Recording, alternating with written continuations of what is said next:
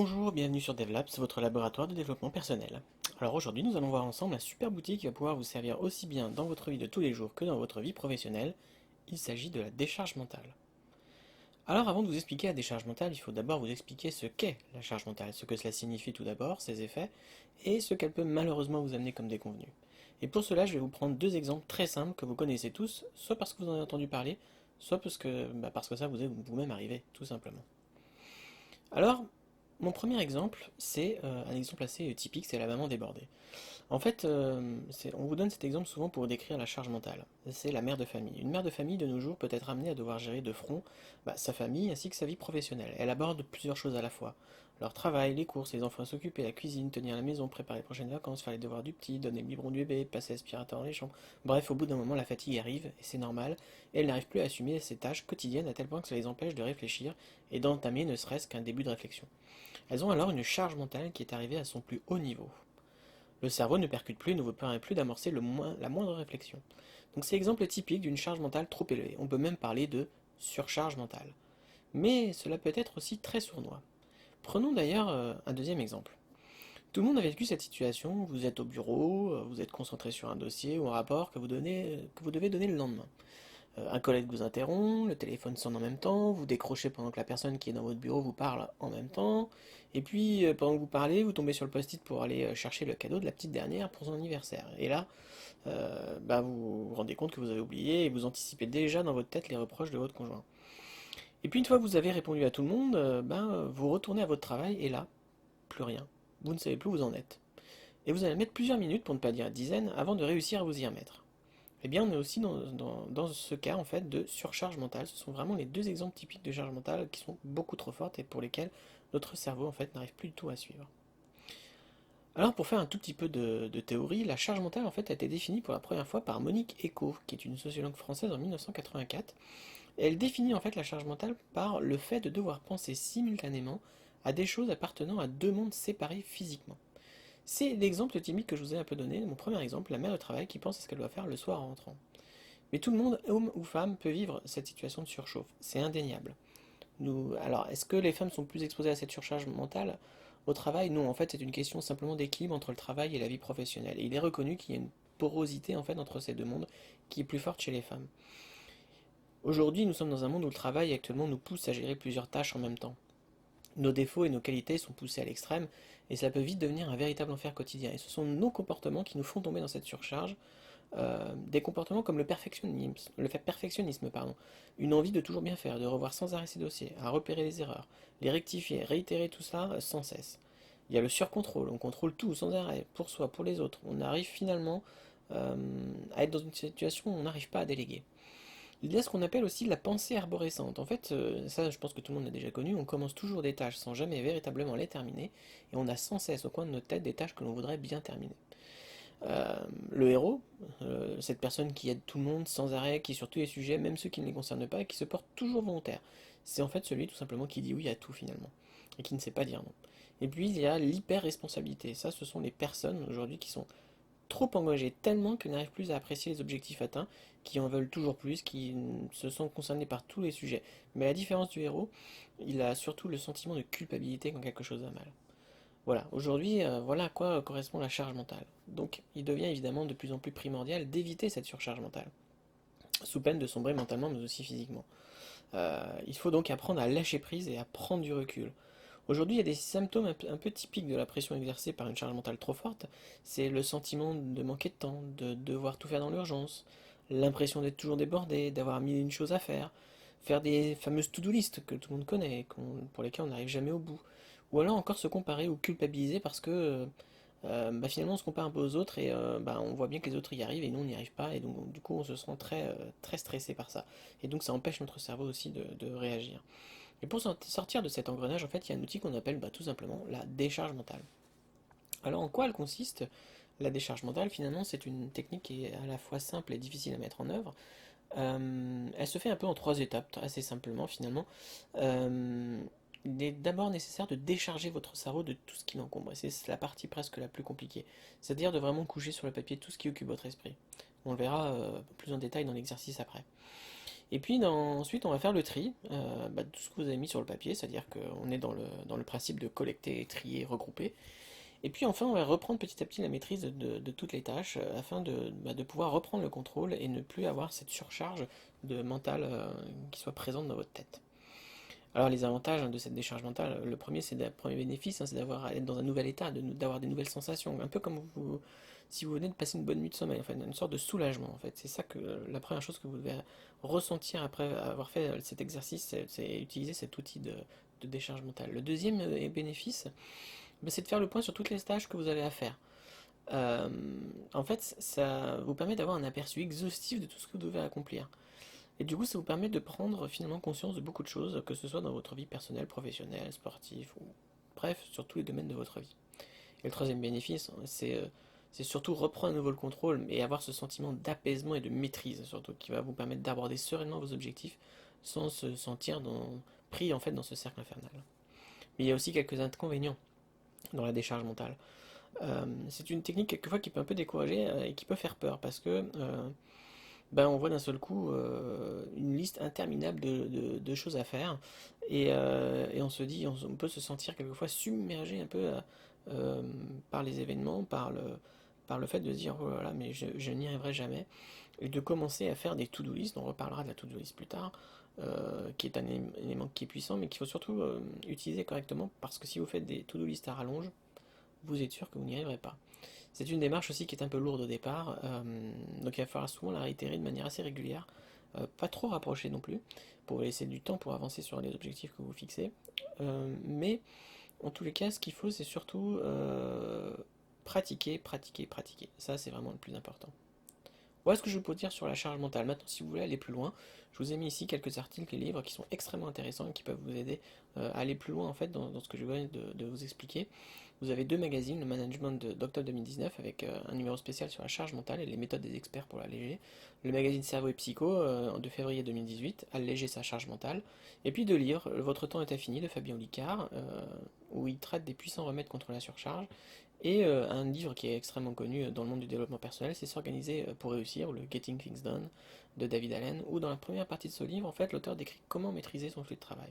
Donc ça peut être intéressant si vous voulez vraiment aller plus loin. Mais maintenant, passons, je dirais, à la pratique. Alors, avant de passer directement à la première étape, il faut déjà comprendre qu'il faut se mettre dans les meilleures conditions pour pratiquer cet exercice de décharge mentale. Il y a donc quelques prérequis à mettre en place avant de commencer cette première étape. Et pour ça, il y a 4 prérequis.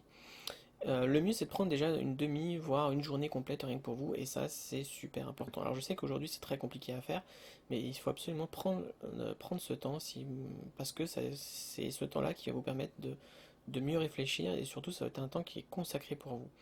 Essayez aussi de reporter un maximum de choses à faire afin de vous assurer de pouvoir passer votre temps libre de la manière la plus optimale possible. Essayez vraiment de reporter le plus loin, de les annuler même si possible. S'il vous reste des choses ensuite un peu immuables, essayez de les diluer un peu dans le temps. Découpez-les un peu en micro-tâches et essayez de diluer ça dans le temps. Afin vraiment que dans la journée ou la demi-journée que vous allez prendre, eh bien, vous soyez vraiment le plus libre possible et le plus tranquille possible.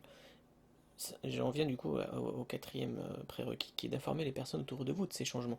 Dans le sens où dites-leur que, attention, cette journée ou cette demi-journée-là, merci de ne pas me déranger parce que je vais avoir besoin de tranquillité. Surtout, ne commencez pas la première étape sans vous être assuré de cela. Si vous n'êtes pas dans les bonnes conditions, mettez sur pause et ne continuez que lorsque vous serez prêt. Je vous assure, il faut vraiment être dans les meilleures conditions pour faire cette étape. Ces 3 étapes, pardon. Alors, si vous êtes prêt et que vous êtes dans votre demi-journée et que vous êtes tranquille, eh bien, les prérequis sont en place. Vous êtes d'attente pour cette première étape? Allez, c'est super. Alors, vous allez prendre une feuille et un stylo, tout simplement, et voici les consignes. Euh, alors, avant de vous donner les consignes, avant toute chose, je vous conseille vraiment de prendre une feuille et d'écrire. Cela peut paraître vieux jeu, mais je vous conseille vraiment de le faire vraiment sur une feuille et d'écrire au stylo tous, et pas de le faire sur une tablette par exemple, un téléphone ou de manière numérique en tous les cas, ou digitale. Ça peut paraître vieux jeu, mais en fait le fait d'écrire va vous permettre à votre cerveau de pouvoir rapidement, par le geste, se décharger. En fait, votre main devient un peu un élément qui va contribuer un peu à cet exutoire. Et puis le cerveau va se mettre dans un mode d'apprentissage, puisqu'il va faire le lien entre ce que vous écrivez et puis votre charge mentale. Euh, vous serez du coup dans l'écoute et dans la restitution, et ça c'est vraiment super important de faire cet exercice de cette manière-là. Ça participe grandement au processus. Donc là, les consignes, elles sont simples, hein. Vous allez maintenant prendre 1 heure, 60 minutes pour écrire sur votre feuille euh, toutes les tâches que vous devez faire, que ce soit personnel, professionnel, voire les micro-tâches, même si c'est juste aller chercher le pain, euh, je sais pas, écrire une lettre, si vous devez aller acheter des timbres, si vous devez poster un courrier, bref, peu importe, toutes les tâches doivent y passer. Euh, il ne faut pas seulement écrire tout ce qui vous vient par la tête, mais tout ce qu'il y a à faire en fait dans votre journée. Il faut vraiment réfléchir à vos projets aussi, plus ou moins long terme, qui soient à faire dans l'année ou même dans 10 ans, peu importe vos rêves, vos voyages, tout ce que vous voulez faire dans la vie. Bref, il faut l'écrire. Cette page doit contenir finalement toutes vos aspirations. Toutes vos aspirations. Ce temps d'1 heure, il est pour vous. Alors prenez-le entièrement. C'est super important parce que je vois que certains d'entre vous, au bout de 2 minutes, voire 5 minutes pour les meilleurs, vont se dire allez, c'est bon, on passe à la suite. Un conseil, si vous avez terminé au bout de 3 minutes et que c'est la première fois que vous faites cet exercice, je vous dis arrêtez-vous là, ça sert à rien de continuer, c'est que vous avez mal fait cet exercice. Il est hyper important de passer 1 heure complète à faire cet exercice. Euh, alors vous allez voir, les 2-3 minutes, vous allez écrire et puis après vous allez vite vous arrêter. Et puis là, votre cerveau, il va falloir le faire fonctionner. Et puis peut-être que pendant 10 minutes, vous allez rien écrire. Et puis peut-être qu'au bout de 10 minutes, un quart d'heure, et ben vous allez vous dire ah mais oui tiens en fait il y a ça que j'aurais aimé faire. Et puis de fil en aiguille, vous allez voir que vous allez trouver beaucoup de choses. C'est pour ça que je vous dis qu'il faut vraiment prendre cette heure et vraiment réfléchir pendant 1 heure. Et c'est là la phase en fait finalement la plus compliquée dans les 3 étapes, c'est qu'il va falloir mettre en marche votre cerveau pour réfléchir vraiment à tout ce que vous voulez mettre et tout ce que vous voulez écrire sur cette feuille. Allez, vous êtes prêts? Maintenant mettez la vidéo en pause et revenez dans 1 heure pour la suite. Ok, d'abord bravo. Alors comment c'était? J'imagine que c'était difficile. Comment est-ce que vous vous sentez avec cette première étape? Est-ce que vous sentez peut-être déjà un premier sentiment de soulagement? Normalement, vous devez déjà un peu vous sentir mieux. Vous commencez déjà à avoir un petit peu un sentiment de relâchement, en tout cas au niveau de l'esprit. Maintenant, passons à la deuxième étape. La deuxième étape, l'objectif, c'est de faire un peu la part des choses entre nos envies personnelles et professionnelles.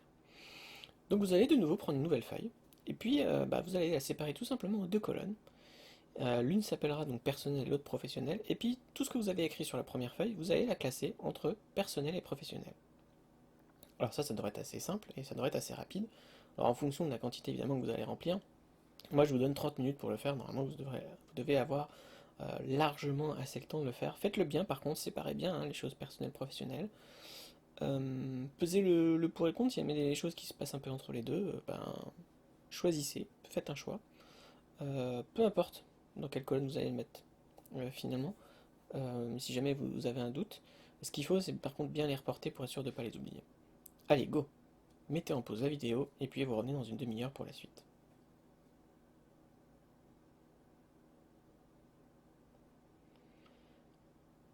Ok, votre liste est faite, c'est bon? Génial. Maintenant, nous avons une bonne base pour travailler. Alors, vous avez maintenant devant vous en fait tout ce qui vous trotte dans la tête depuis très longtemps.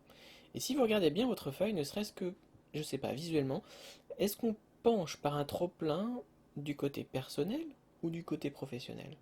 Prenez juste quelques minutes pour réfléchir à ça, c'est important. En tous les cas, nous avons maintenant une belle base de travail sur laquelle nous allons pouvoir nous appuyer. Et on va pouvoir passer à l'étape 3. Alors cette étape 3, elle est de déterminer en fait les tâches qui nous sont importantes. Et maintenant que vous avez fait ce premier tri, nous allons en faire un deuxième. Euh, Par contre, nous allons diminuer de manière drastique cette liste et appliquer ce que j'appelle moi la règle de 3.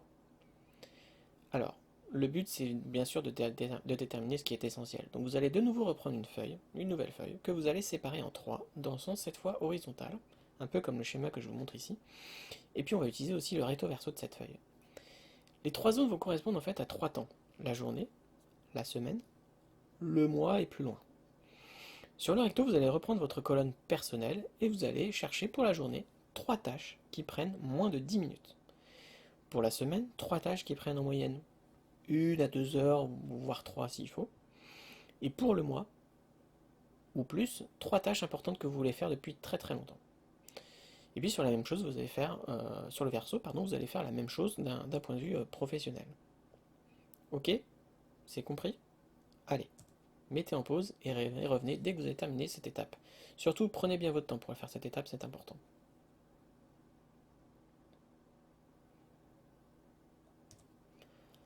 Ok, et maintenant?